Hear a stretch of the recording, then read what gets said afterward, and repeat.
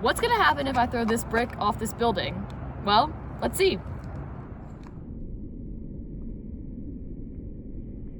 To figure this out, we're gonna need physics. Specifically, we need to know about forces, energy, and kinematics.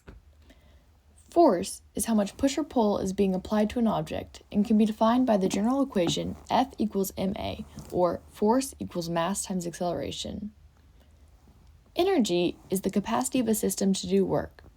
Due to the law of energy conservation, energy cannot be created or destroyed.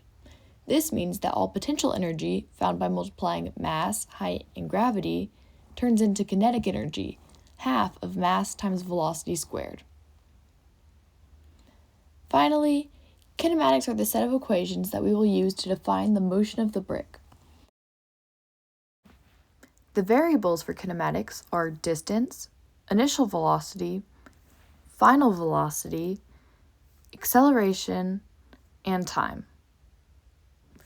In this scenario, we want to determine the final velocity and acceleration of the brick to determine the force applied on impact. We can use the energy equations to determine the final velocity. By plugging into the potential energy equation, we get that the energy of the brick is 180 joules. When we rearrange the kinetic energy equation to find velocity and plug in our known values of energy and mass, we find that the final velocity of the rock is about 11.6 meters per second. This leaves us with only acceleration to find.